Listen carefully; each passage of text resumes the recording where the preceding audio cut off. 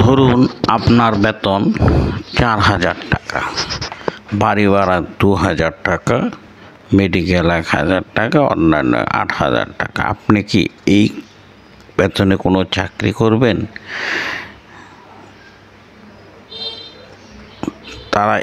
যারা আমাদের এই ভিডিওটি দেখছেন তারাও এই বেতনে চাকরি। যখন একজন শিক্ষক তার দাবি নিয়ে যাচ্ছে তখন তাদের চলছে জলকানা উত্তপ্ত জল, পুলিশের লাঠি, যা কয়েক দশক ধরে আমরা দেখতে পাচ্ছি। এই অসহায়ের সুযোগ নিচ্ছে রাষ্ট্র, তরুণদের এই অসহায়ের সুযোগ নিচ্ছে। আমরা সন্তানদের বাদশা আলমগীরের গল্প শোনাই। আজ হতে উন্নত হলো শিক্ষা গরুর শির, সত্যি তুমি মহান উদার বাদশা আলমগীর। একজন শাসক তার সন্তানের মতো শিক্ষকদের দেখতেন।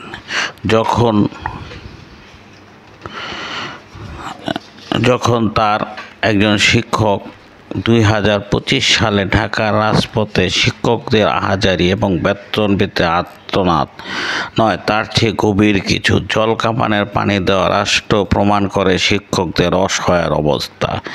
1962 সালে আইয়ুব খান শরীফ কমিশনে যে দানা, তার বিরুদ্ধে শিক্ষক ও ছাত্র সমাজ কেঁপে উঠেছিল শিক্ষাকে পণ্য হিসাবে। এই আন্দোলনের মধ্যে তাদের বিবেককে হারিয়ে ফেলেছে।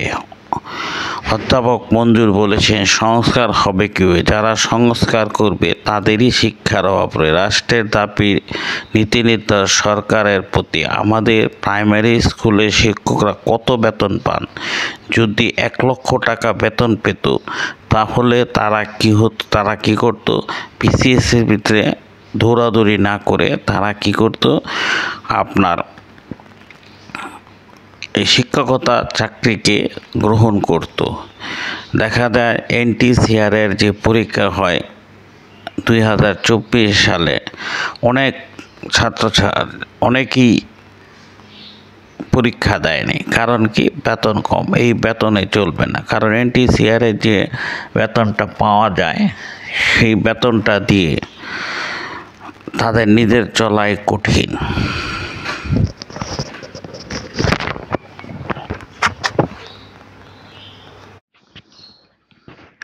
তাদের এই আন্দোলনে কোনো আকাশ কুসুম কল্পনা না। বাড়ি ভাড়া 1,000 থেকে 3,000 টাকা, চিকিৎসা ভাতা 500 থেকে 2,000 টাকা। একজন সরকারি কর্মকর্তা বেতন 45%, বাড়ি ভাড়া 25%। এবং এই যে একটা শিক্ষা প্রতিষ্ঠানে অধ্যক্ষ থেকে শুরু করে চতুর্থ শ্রেণী কর্মচারী 1,000 টাকা, মেডিকেল 500 টাকা। শিক্ষকদের এই আন্দোলন নতুন কিছু নয়।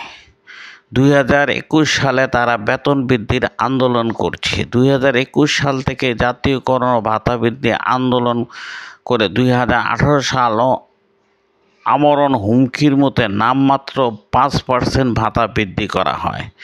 2019 সালে নতুন প্রতিষ্ঠান হয়েছে 2,730টি এমপিওভুক্ত প্রতিষ্ঠান, কিন্তু শিক্ষকদের বেতন বাড়েনি। 2024 সালে কর্মচারীর সামান্য বেতন বাড়লেও শিক্ষকরা বঞ্চিত হয়েছে। যতক্ষণ যারা শিক্ষকদের নিয়ে সামান্য সময় না দেন তারা এইসব শিক্ষকদের নিয়ে কোনো চিন্তাও করছেন না। কারণ যখন ফ্যাসিস্ট সরকার পতনের পরে এদেশের লোকজনের একটা চিন্তা ভাবনা ছিল, বা শিক্ষকদের একটা চিন্তা ভাবনা ছিল আলাদা কোনো কমিশন হবে, কিন্তু সেটিও হয়নি। বিশ্ববিদ্যালয়ের শিক্ষকদের দাবিগুলো মিটে যায়, কিন্তু প্রাথমিক বা মাধ্যমিক পর্যায়ে শিক্ষকদের কথা কেউ শোনে না, অথচ তারাই হচ্ছে শিক্ষার মূল ব্যক্তি।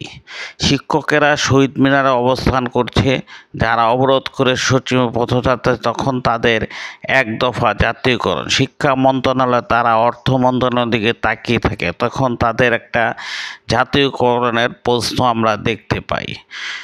আমাদের এই যে একটা জিনিস, যে শিক্ষা এবং অর্থ, কিন্তু শরীফ কমিশন থেকে শুরু করে কুদরত কমিশন, কোনো কমিশনই আজকে বাস্তবতার মুখ দেখেনি। তো আপনারা যারা আমার ভিডিওকে পছন্দ করছেন, লাইক, শেয়ার এবং সাবস্ক্রাইব করবেন।